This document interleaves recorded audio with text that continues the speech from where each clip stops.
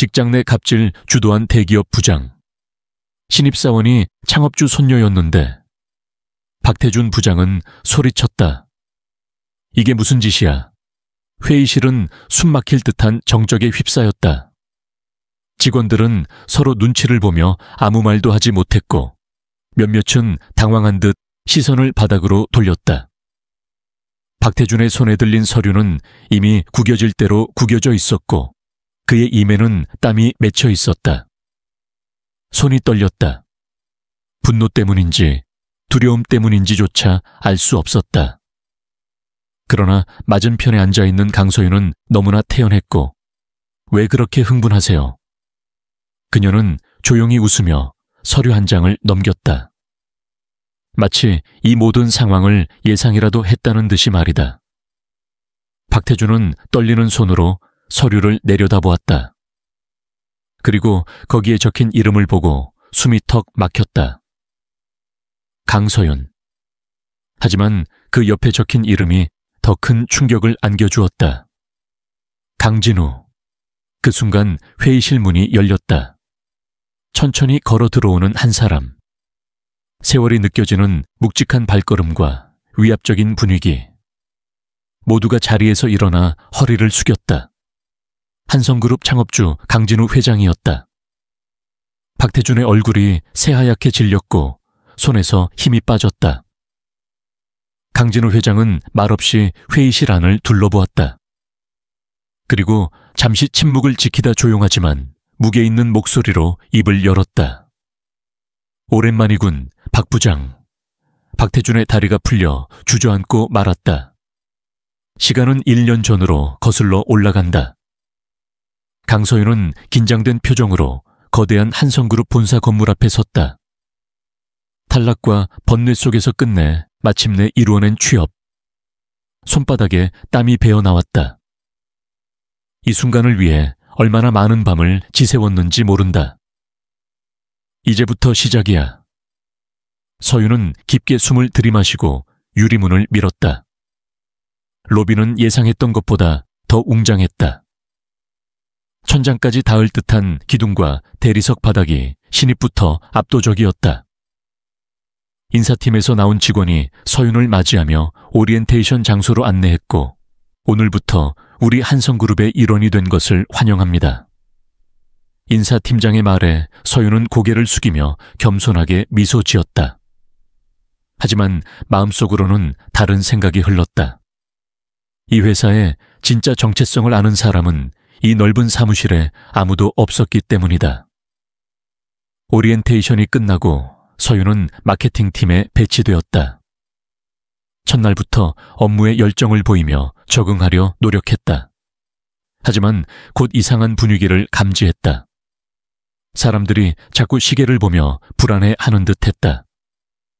박태준 부장님이 오시면 조용히 해야 해요.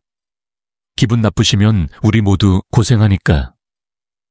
옆자리 선배의 말에 서윤은 고개를 갸웃했다. 그때 갑자기 사무실 문이 요란하게 열렸다. 45살쯤 되어 보이는 남자가 굳은 표정으로 들어섰다. 순간 사무실 전체가 얼어붙었다. 어제 보고서는 뭐가 이 모양이야. 다시 해. 박태준 부장의 첫마디는 고함이었다. 한 직원의 책상 위에 서류를 내던지며 호통을 쳤다. 그 직원은 고개를 숙인 채 죄송합니다라는 말만 반복했다. 서윤은 놀란 표정을 감추지 못했다. 이런 모습이 일상인지 주변을 살폈지만 모두가 고개를 숙이고 있었다. 서윤은 입술을 깨물었다. 처음 맞이하는 회사 생활이 상상과는 다르게 흘러가고 있었다. 하지만 이것이 시작일 뿐이라는 것을 알았다. 손톱이 손바닥을 파고들 정도로 주먹을 꽉 쥐었다. 할아버지의 말씀이 귓가에 맴돌았다. 내 실력으로 인정받아라. 다음 날 서윤은 일찍 출근했다. 사무실에 먼저 도착해 어제의 상황을 곱씹어 보았다. 태준 부장의 행동은 단순한 엄격함을 넘어선 부당한 대우였다. 회사에서 이런 일이 일상적으로 벌어진다는 사실이 믿기지 않았다. 신입이 벌써 출근했네. 옆자리 김주현 대리가 미소 지으며 다가왔다. 주현은 서윤에게 커피 한 잔을 건넸다. 따뜻한 배려가 고마웠다. 부장님이 오기 전에 할 일 좀 미리 해두려고요. 어제 분위기가 좀... 서윤의 말에 주현은 한숨을 내쉬었다. 그냥 참는 게 좋아. 태준 부장님한테 찍히면 회사 생활 끝이야. 이미 여러 명이 그 때문에 퇴사했어. 서윤은 고개를 끄덕였지만 속으로는 의문이 들었다. 어떻게 이런 상황이 계속될 수 있는 걸까? 한성그룹의 인상과는 너무 다른 모습이었다. 할아버지가 세운 회사의 원칙은 인재 존중인데 말이다. 오전 회의에서 서윤은 신입사원으로서 마케팅 아이디어를 발표했다. 성실하게 준비한 내용이었다. 하지만 태준 부장의 반응은 차가웠다. 이런 초보적인 생각으로 어떻게 시장에서 경쟁하려고. 대학교 과제 수준이네. 서윤은 얼어붙었다. 부장의 말은 단순한 피드백이 아닌 인격 모독에 가까웠다. 다른 직원들은 고개를 숙인 채 침묵했고 누구도 그에게 맞서지 못했다. 점심시간 서윤은 화장실에서 한 여직원이 흐느끼는 소리를 들었다. 조심스레 다가가 보니 입사 3년 차인 정소영 사원이었다. 괜찮으세요? 태준 부장님이 제가 수한 거라면서 팀원들 앞에서. 소영의 말은 흐느낌에 섞여 끊겼다. 서윤은 소영의 어깨를 가만히 두드렸다. 돌아오는 길에 서윤은 결심했다. 이대로는 안 되겠어. 사무실에 돌아오자 서윤의 책상 위에는 태준 부장이 던져놓은 서류 뭉치가 있었다. 오늘 안으로 다시 해와. 이런 수준으로는 우리 회사에서 버티기 힘들 거야. 서윤은 부장을 똑바로 바라보며 대답했다. 네, 더 나은 결과물로 보여드리겠습니다. 태준 부장은 비웃듯 고개를 돌렸지만 서윤의 눈빛은 단단했다. 표면적으로는 순종했지만 그날 밤 서윤은 원룸 소파에 앉아 깊은 생각에 잠겼다. 벽에 걸린 시계는 자정을 향해 가고 있었다. 손에는 오래된 사진 한 장을 들고 있었다. 거기엔 젊은 시절의 할아버지와 어린 서윤이 웃고 있었다. 할아버지, 회사가 많이 변했어요. 서윤은 한숨을 내쉬었다. 대학 졸업 후 할아버지는 서윤에게 특별한 제안을 했다. 회사에 평범한 직원으로 들어가 밑바닥부터 경험해보라는 것이었다. 그래야만 진정한 리더가 될 수 있다는 할아버지의 믿음이었다. 내가 누구인지 밝히지 말고 내 실력으로 인정받아라. 그게 나 자신과 회사를 위한 길이다. 할아버지의 말씀이 귓게 울렸다. 하지만 지금의 상황은 단순한 경험을 넘어선 문제였다. 회사의 문화가 완전히 병들어가고 있었다. 서윤은 노트북을 열었다. 오늘부터 모든 것을 기록하기로 했다. 태준 부장의 갑질, 직원들의 반응, 회사의 분위기까지. 증거가 필요했다. 단순한 말로는 아무것도 바꿀 수 없다는 걸 알았다. 다음 날 아침 서윤은 평소보다 더 일찍 출근했다. 사무실에는 아직 아무도 없었다. 서윤은 조심스럽게 녹음기를 가방에서 꺼내 자신의 책상 밑에 설치했다. 법적으로 문제가 없는지 며칠 밤을 새워 알아본 후였다. 이건 나 자신을 위한 것이 아니야. 모두를 위한 거야. 서윤은 중얼거렸다. 시간이 흘러 직원들이 하나둘 출근하기 시작했다. 여느 때와 같은 긴장된 분위기였다. 태준 부장이 들어오자 사무실은 순식간에 얼어붙었다. 어제 마케팅 결과 보고서 다들 했겠지?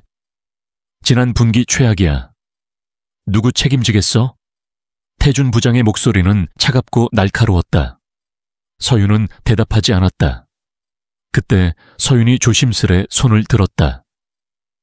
부장님, 제가 분석해 봤는데요. 지난 캠페인은 타겟층 설정에 문제가 있었던 것 같습니다. 데이터를 보면 신입이 뭘 안다고, 내가 몇 년을 일했다고 감히 의견을 내.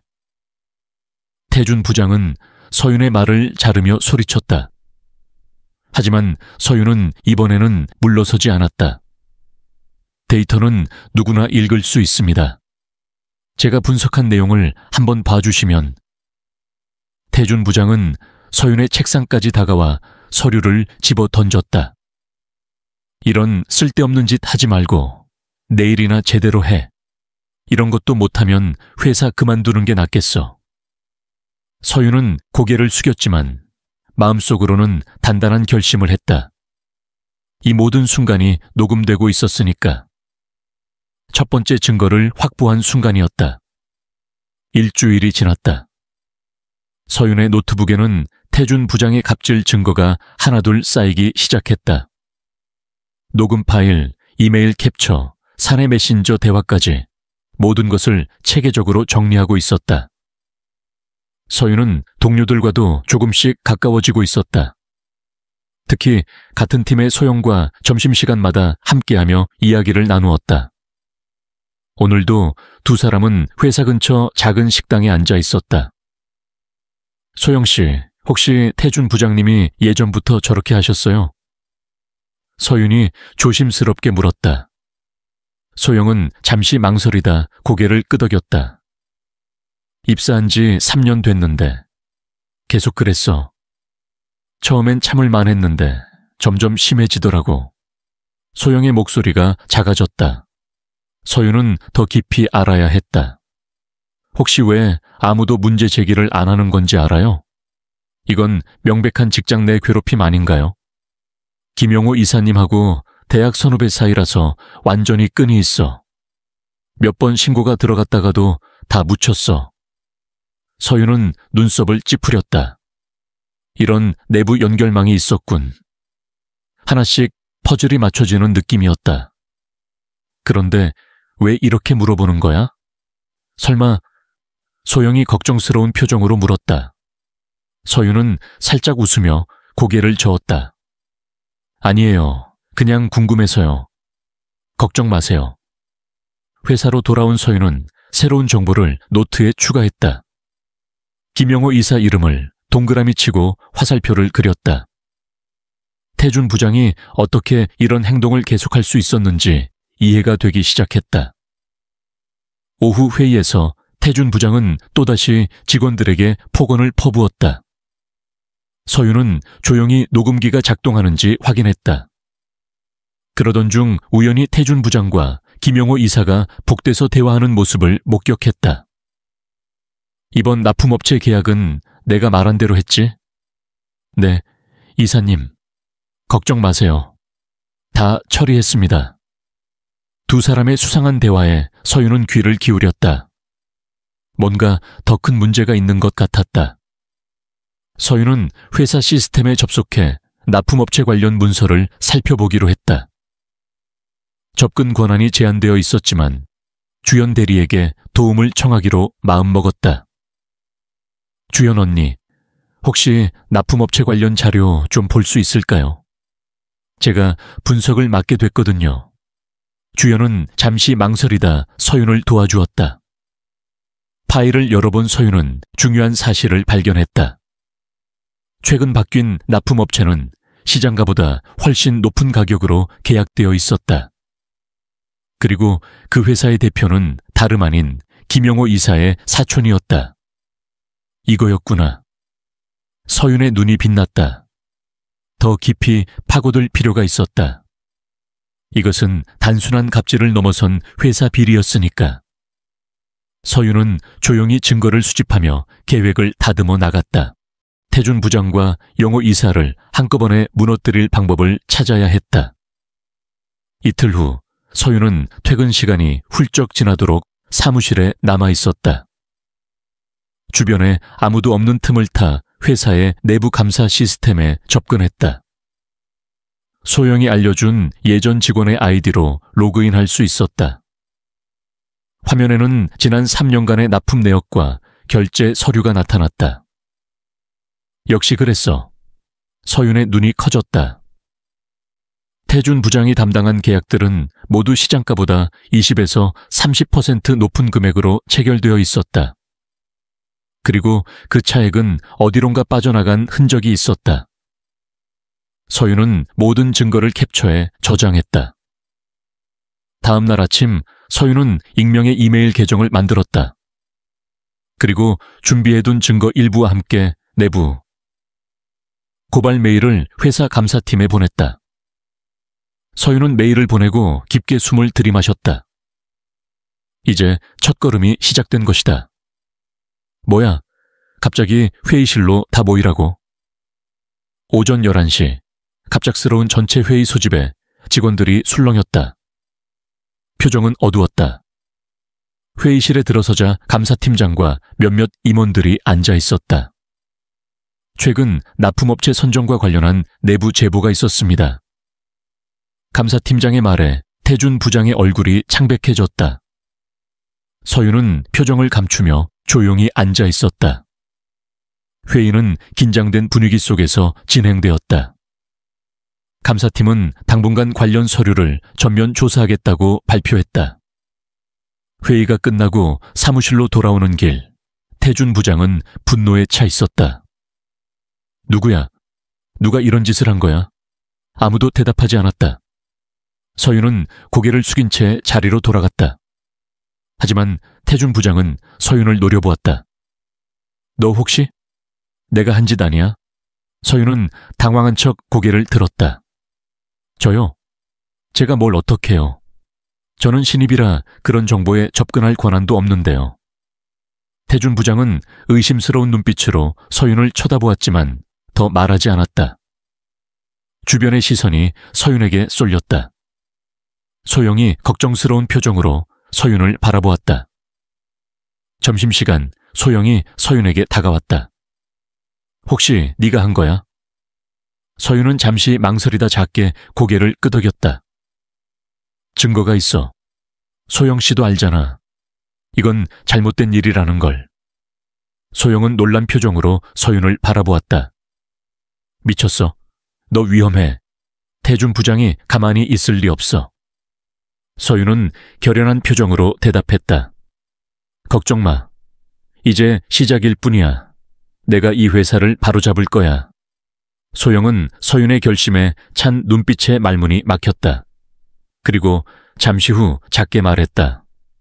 도울게. 나도 더는 참을 수 없어. 서윤은 미소 지었다. 동맹군이 생겼다. 이제 두 번째 단계로 넘어갈 시간이었다. 일주일 후 회사의 분위기는 완전히 달라졌다. 감사팀의 조사가 본격화되면서 태준 부장과 김용호 이사의 얼굴은 날이 갈수록 어두워졌다. 서윤은 더 과감한 행동으로 나아가기로 했다. 소영과 함께 직장 내 괴롭힘에 대한 증거들을 모아 사내 익명 게시판에 올렸다. 태준 부장의 갑질, 더 이상 참을 수 없습니다. 게시물은 폭발적인 반응을 일으켰다. 댓글에는 비슷한 경험을 겪은 직원들의 이야기가 쏟아졌다. 오랫동안 침묵해왔던 목소리들이 하나둘 터져 나오기 시작했다. 나도 전화로 욕설 들은 적 있어. 야근시킨 후 결과물을 쓰레기라고 던진 적도 있어. 입사 한 달 만에 사표 쓸 뻔했어. 서윤은 흐뭇한 마음으로 반응을 지켜보았다. 변화의 바람이 불기 시작한 것 같았다. 하지만 태준 부장의 방역도 만만치 않았다. 그는 팀 회의에서 노골적으로 서윤을 압박했다. 요즘 애들은 버릇이 없어. 선배 말도 안 듣고 뒤에서 이상한 짓이나 하고. 서윤은 태연하게 대답했다. 어떤 이상한 짓을 말씀하시는 건가요? 태준 부장은 서윤의 눈을 똑바로 바라보며 말했다. 곧 알게 될 거야. 회사를 어지럽히는 사람은 가만두지 않아. 위협적인 말이었지만 서윤은 두렵지 않았다. 이미 마지막 단계를 위한 계획을 세워두었으니까. 서윤은 소영과 함께 피해 직원들을 하나둘 만나기 시작했다. 그들에게 용기를 주고 함께 대응하자고 설득했다. 혼자서는 힘들지만 우리가 모이면 달라집니다. 부당한 다우를 더 이상 참지 맙시다.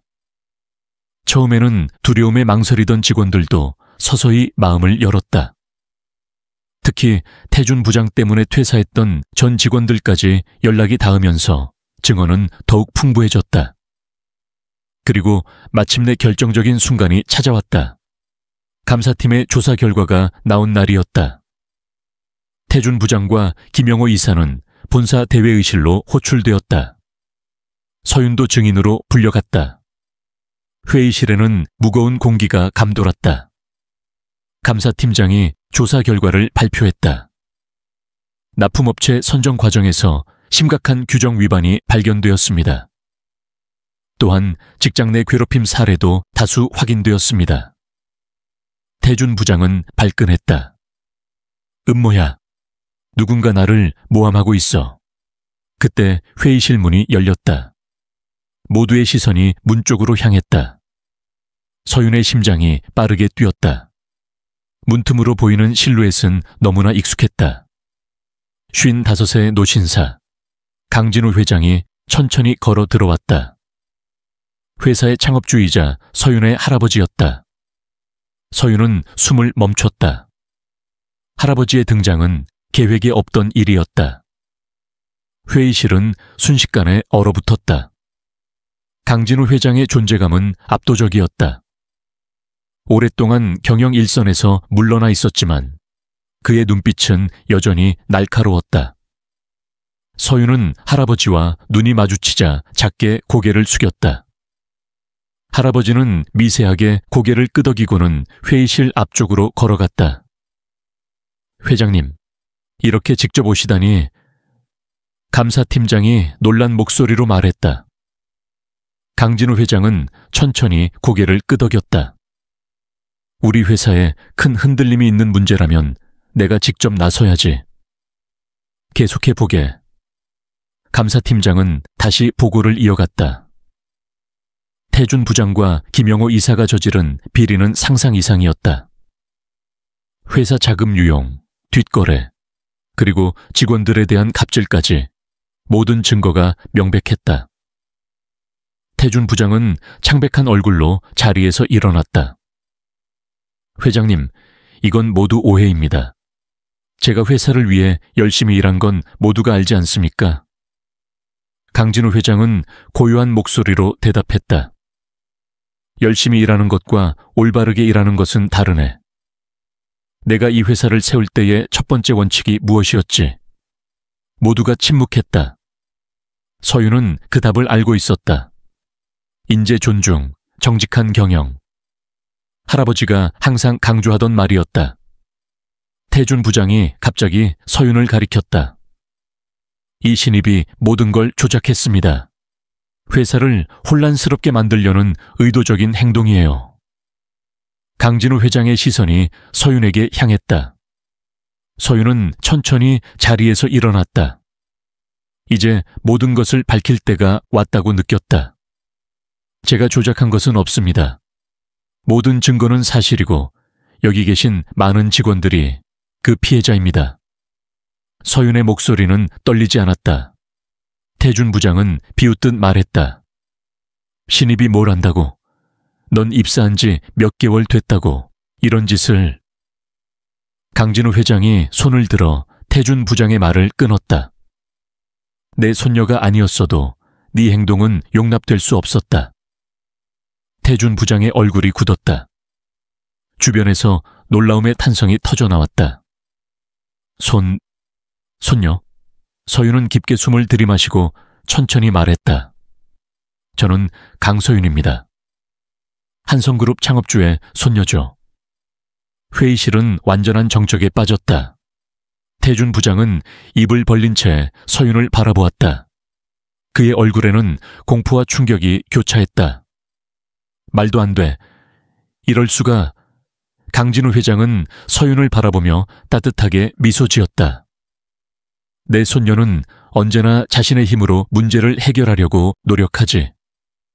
태준 부장은 마지막 발악을 했다.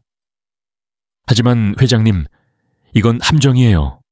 처음부터 계획된 박태준, 넌 해고다.